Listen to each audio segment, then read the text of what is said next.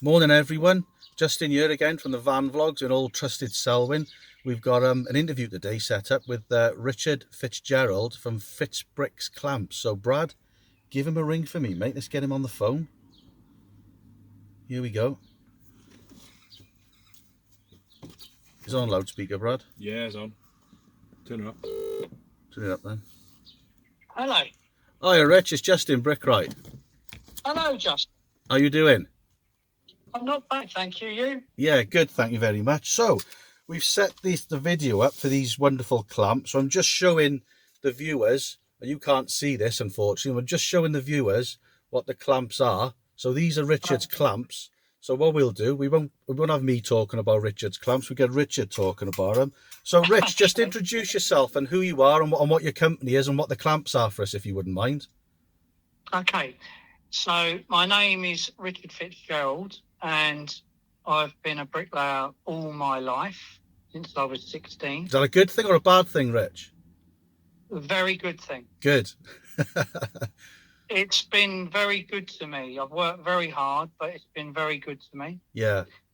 And I look at it more as a sport than I do as a trade, which is, I always enjoyed that aspect of it, you know, how quickly you can do it and neatly you can do it without the standard going down. I always enjoyed that part of it. So treat it as a bit of a workout as well, Rich, is it? Yeah, it's and I always enjoyed getting over problems. Yeah, I do. On sites. I was when I was in my early 20s, I was very quick to go into doing working as a working foreman. Yeah. So, you know, setting out and getting over things really was always organising and laying at the same time, you know. I think that is, you've just epitomised what a bricklayer should be. I mean, you know, and not taking it away from a lot of the guys. There's a lot of people, you know, they build the square boxes and stuff, and that's fine, that's okay. But there's another side to bricklaying that there is a lot of working out and a lot of maths involved in it, and a lot of planning on a day-to-day basis. And like you, I tend to get myself into these situations and think, why have I done this? But then I actually do enjoy the challenge and be able to sort out these issues, you know, Rich? Yeah, absolutely. And I think that's a big part of the bricklaying game. Yes.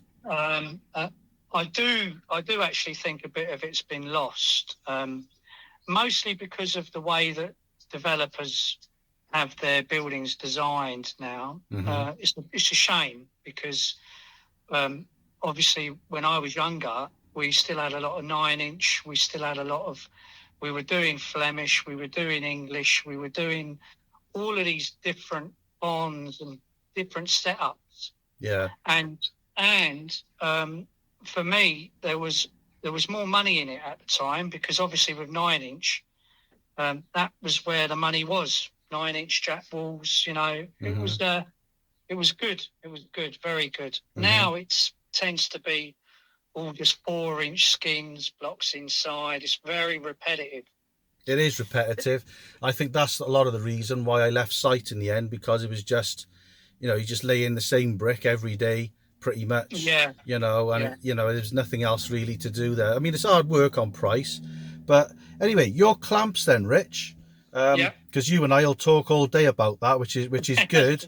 But we're here to talk about clamps, so here we go. So question one, what gave you the idea for the clamps then, Rich? Where did you get the inspiration from to actually get it, to you know, to produce it? Well, when I was in my very early 20s, I obviously used to do a lot of setting out, and also when I was on price. So I started thinking about dotting one down and running the bonds around and levelling up the first course and, you know, the usual. And I started thinking about, instead of wrapping the line around a brick or a block, how I could find a way to attach a line to the top of the brick and just pull the line away to the next brick, chase my bond and level whatever else. And that was the initial idea. And I made something that's similar to what we're selling now, to the Fitzbricks clamps. Yeah. But it was in a rough form, but it still worked, So, look, at the end of the day, it's a clamp, it's a spring that holds a line, Yeah. And I used to use it all the time, and I would go around. I would be on different jobs, different bricklayers, different, And people would see it and say, "Where did you get that? It's a really good idea," because I was able to set out quickly and accurately. You know what I mean? Because of because of the clamps, or a lot to do with the clamps. Yeah, we've used them for that. We talked about this before, didn't we? I mean, we say, for example, we all know you can use them on your rack and back internal block work. We use them a lot on brickwork as well, because we're not using maybe a lot of profiles and stuff. So we use them a lot on like a landscaping on the smaller jobs, and you would maybe on the larger jobs in terms of bricklaying. But where I find them brilliant on top of that is, I said to you the other day, didn't I? Like, you put a tarmac spike into the ground, and then you run your line off it for setting out footings or setting out a wall or even setting out driveways and stuff. And then sometimes you can't hit that tarmac spike or the spikes into a ground because you don't want to damage the customer's drive. So then you go down the realms of wrapping your line around a block, which gets a bit fumbly. Or you can put the Fitz clamp on top of a block and pull your line off there and move your block around easy, Rich, can't you? It's good in that setting out respect, isn't it? That's exactly it. That's exactly it. Yeah. Yeah, so there we are. So next question then. How long did it take you to bring the clamps to the manufacturing stage? 3 years. 3 years.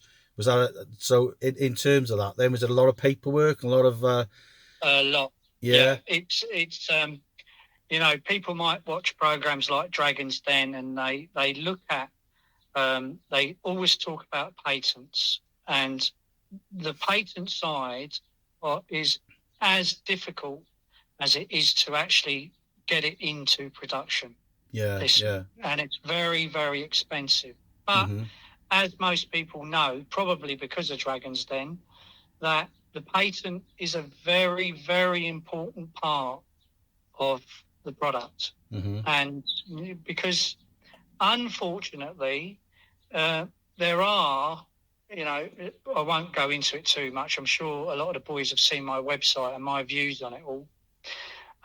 There are places in the world that try to copy our inventions, and they do it on a regular basis. So in order to protect yourself, you really have to get a patent, which is a long-winded and very, very difficult process. I can imagine. Very expensive. And very expensive.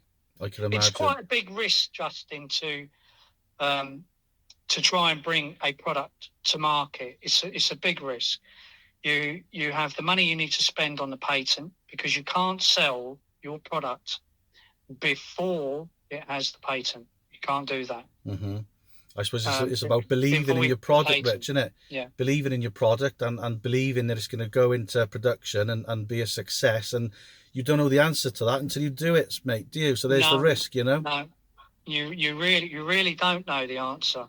I mean, I brought it to market. I'll just quickly tell you the reason why, because it is quite an interesting story. I injured my shoulder. I ripped some tendons in my shoulder, and I was at home. I couldn't physically work, which I always do and still do. I won't stop bricklaying. I injured my shoulder. I had to have a keyhole operation. Yep. And I had the old clamps in my bag, and I thought, well, what am I going to do for 3 months? I was still going to the jobs, but I weren't physically working myself, which I don't like. So I started rethinking it and how to put it together, make it more, not so much work better, but more finished product looking, I should say. Yeah. And the patent part of it. So I just started working on it, So that downtime gave you the time to actually put. Because I suppose if it wasn't for the downtime, then Rich, they maybe still be sat on the shelf now. Then is that what you're saying? They definitely wouldn't be on the market. There's no doubt about it. Yeah. They wouldn't be on there, Justin, because when you're working. You don't really have much time to do much else. Yeah. And it's one of them things. Time is the thing, isn't it? And of course, it's the risk with money. you know, there is a lot of investment initially before, you know, so there is a lot of risk, Justin. They could have gone on the market and it could have been, you know, people don't take to them. Fortunately, they have. I didn't expect it to be the way it is, you know, the amounts it is, but I expected to sell a few. But, you know, in order to get your costings right with the factories, you have to obviously produce numbers. And, you know, you can't go out and get 100 made. Yeah. It's just you wouldn't be commercially viable. Yeah, so there's that risk element again. You know, and also for me, it's about the quality. Right, that was my next point, Rich. I mean, that was my next point we were leading to is, you know, these, when I saw these on Charlie Collison's site, and he showed me these, and I quickly went out and bought some. I mean, I've used these quite a lot now, and the boys have used them, and they've been dropped on the floor, and they've been out in the rain and all this kind of stuff. We do WD-40 them, but I'm showing the viewers the clamps now, and they're quite a robust item, aren't they, Rich? You know, they're quite durable, they're really strong, and when you hold them and you start using them, you do get that feeling of that it's a quality item. So that counts. So it's not just about the item that works, it's got to be quality as well. So in the manufacturing process of doing that, you must have had many different ones and then decided on this one because of all those things, was it, Rich? Absolutely. The reason for I wanted to sell the clamps cheaper. A pair of clamps are $34.99. Right. And the truth is, I wanted to sell them cheaper, but it would mean sacrificing quality, and I weren't willing to do that. No, I think that's absolutely went ahead right. with stainless steel, as you just said, robust, Justin. They're not, you know, they will last you forever. I'm not saying, you know, that someone couldn't stand on them and, you know, really like bend it. I'm not saying that. Nothing's indestructible. Yeah, but you wouldn't stand on your level though, Rich, would you? So you've got to, you know, people have got to be responsible to take care of them, the same as you would a spirit level, haven't they, you know? Yeah, but there's no plastic parts on them, and that's on purpose. They're made so that if they're looked after, they will last you forever. The only thing that you might need to change, and I'm talking about over years of use, would be the springs. And that's it. That's, you know, and you can see the way that on the clamp itself, Justin, the way I've designed it so that the spring is easily interchangeable, and that's on purpose. That there's a reason for that. You know, there's no point in having an enclosed spring. A lot of people were saying to me, well, you know, the spring is open, it could get muck on it. Yeah, well, we know it can get muck on it, but fortunately, because it's a spring and it opens and closes, and because it's stainless steel, it means that it won't rust. You can wash them off, and the spring, because it's flexing, doesn't hold them up. Doesn't really key to it. So, all in all, you know, I can't tell you in 5 minutes exactly all the thoughts that I had about it. Yeah. But the main thought was a one-time purchase. They would buy them once and they could have them in their bag, in their tool bag for their lifetime. It's not a replaceable product. I didn't want that. Yeah. Even though I could have reduced the cost in terms of manufacturing, I didn't do it because I want to buy tools which are quality, which I have got tools in my tool bag which I've had since an apprentice. Same. And that, Same. That's it. Yeah. That's it. I've got them. Yeah. They're I wouldn't want to lose them because you get attached to a jointing bar in a weird way, don't you? Do you know what I mean? Absolutely. Yeah. You know, so I just showed the viewers now how to detach this spring very, very simply, just in case the spring at some point in its life, like Richard said, becomes a problem for you, and detach that spring. I'm just showing them now on there. Just put it back on. Really, really easy. And these clamps that I'm showing the viewers now, they really are, if you're going to get yourself a set, which I would recommend you do, They are really, really robust, and it's not something that you'd buy from China, and not something that would kind of break easily. They are a good quality item, and I'm not just saying that because Richard's on the phone. I'm reviewing these, and I have reviewed them on a separate video, as honest as I possibly can. So, last question then, Rich. Yeah. How many have you sold worldwide, mate? Where are we at? We're in our thousands of pairs. Yeah. We're now going over to America in the next 3 or 4 weeks. Great. Yeah. They're selling on my website. A lot of the lads might not know about Porotherm blocks yet. Yeah. In Europe, Porotherm blocks, which are made by Wienerberger, the biggest brick producers in the world, they are endorsing my clamps. Oh, good. Because in Europe, 75% of housing is built using Porotherm blocks with thin coat, and thin bed, and they don't have cross joints. They're like T&G'd interlocking. So are these 100 mil wide, these blocks? Yeah, they are. Well, they come in different widths. The standard is the 100. Yeah. And they come in different widths, but they've got holes in them. They're a clay block. Yeah, I've seen them. And their U-values are very good. Yeah. They're very quick to use once you know how to use them.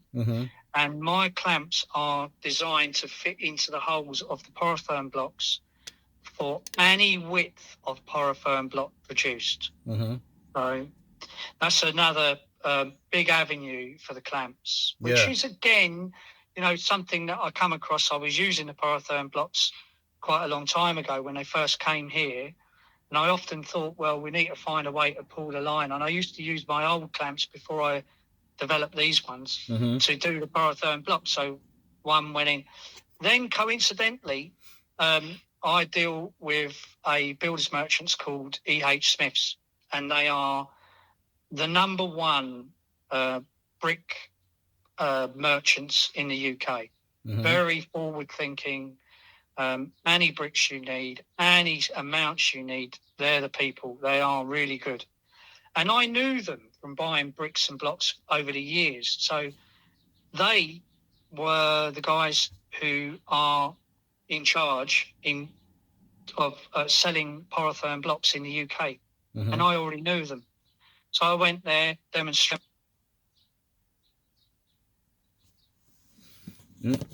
We've lost him.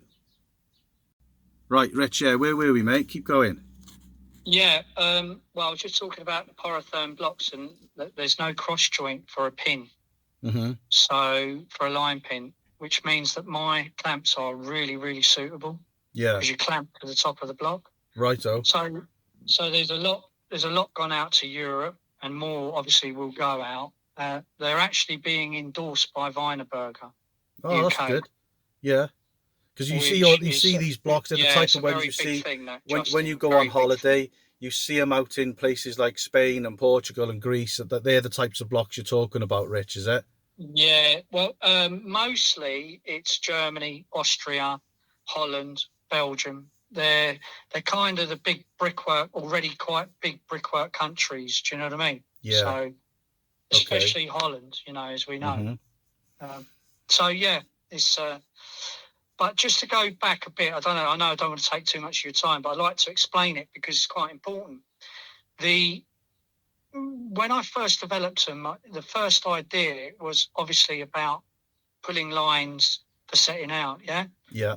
Then I started using them on internal corners and internal block work. And I found that they were better. And I know that this is hard for people to understand, but I personally found that they were better to use on internal block work than line pins.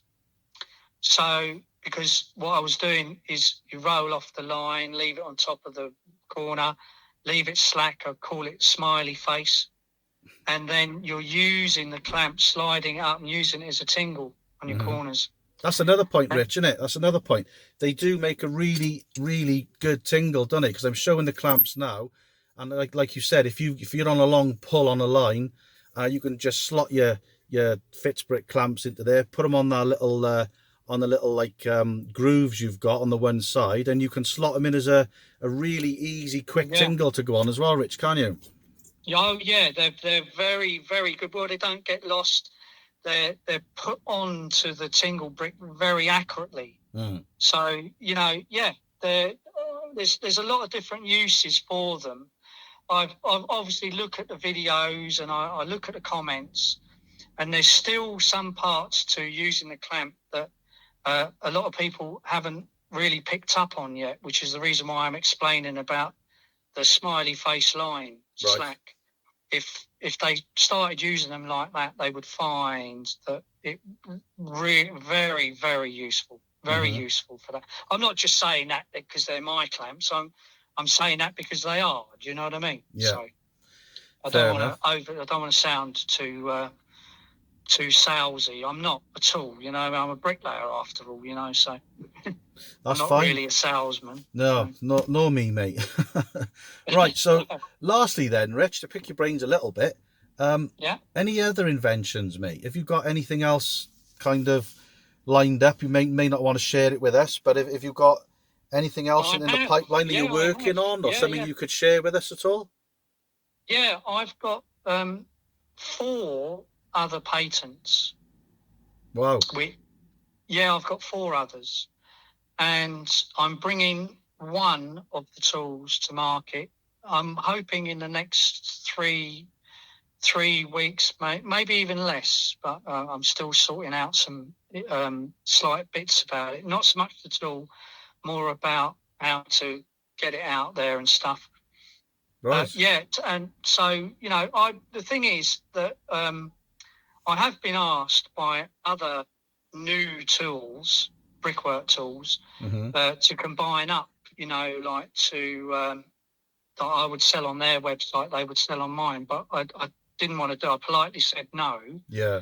The reason is because the tools that I want to have on my website will be only tools that are unique.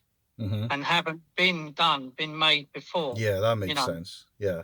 I understand that there are some plastic things that that you can buy that, in principle, could do the same job, but they don't work. And without sounding too arrogant, it was my idea in the first place 30 years ago. So I don't feel as though it's not unique to me. So, but yeah, I have other products that I've got and designed. Some of them are not finalised yet, but I've got rough products now which work, which I actually use and have been using for a long, long time.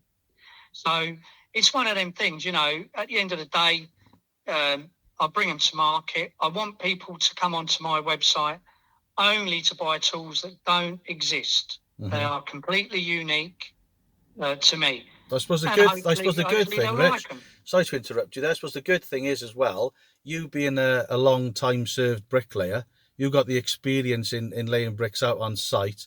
And then, if you're going to design something, or you've got the mindset to be able to design a tool or a product that's going to help us and yourself in the working area, then you've got the ability to test that product as well as a bricklayer before that actually goes out onto the market live for all us to purchase. So you got to absolutely right.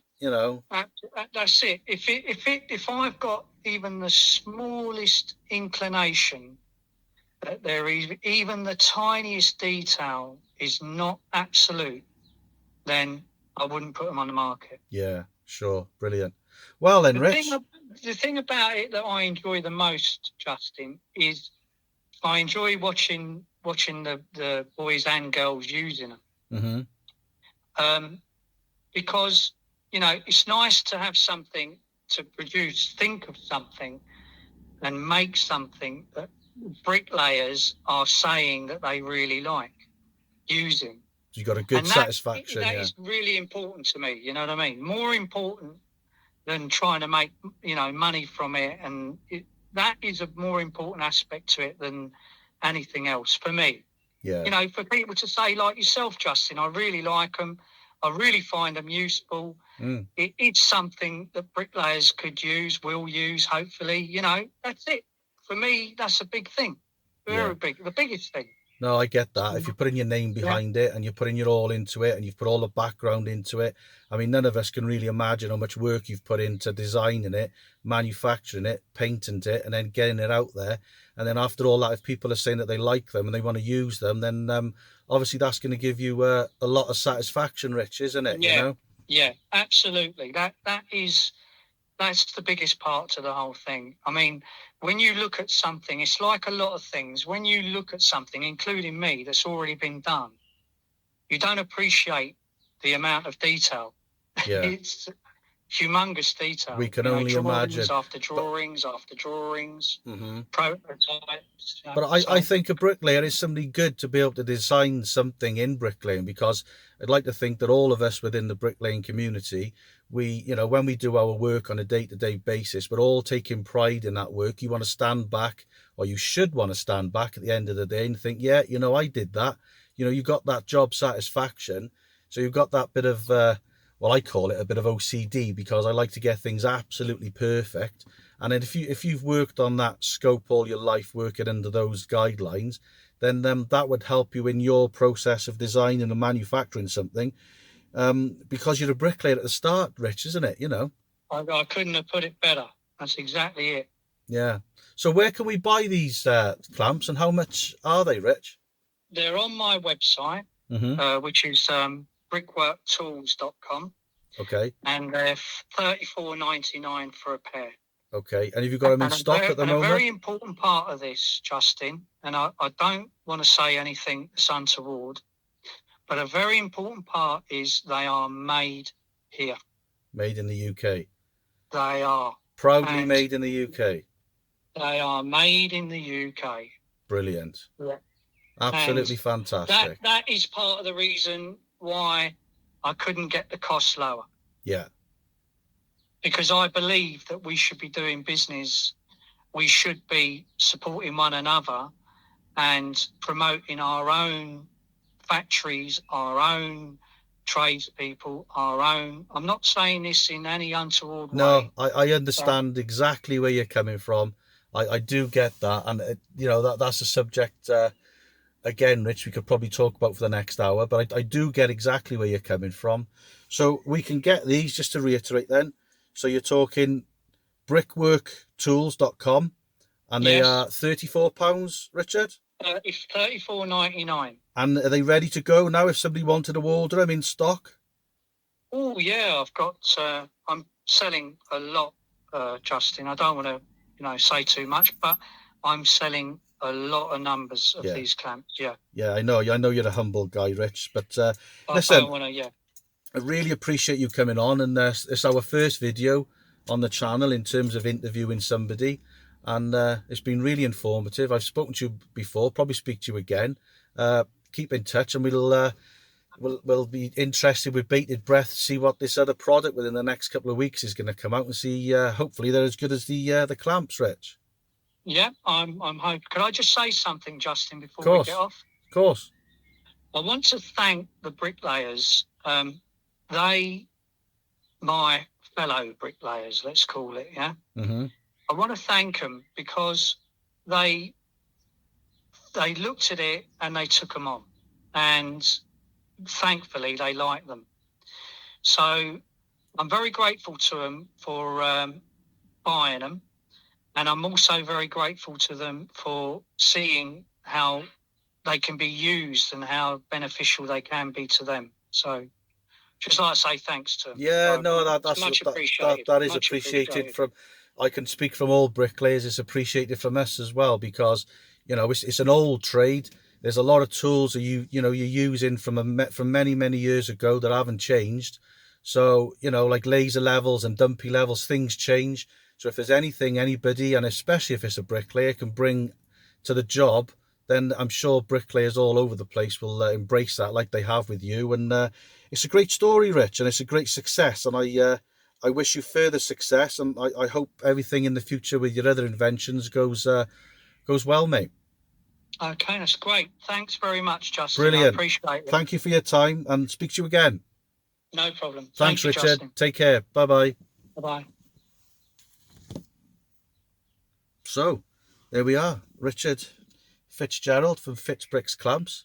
Cracking interview there. Hope you've all enjoyed it. Hope you got something out of it, because he sold a lot. He's been on a lot of YouTube videos with the other lads. So I just thought I'd give him a ring, and he's been brilliant. He wanted to speak to me, so he's got the time to speak to people, is Richard.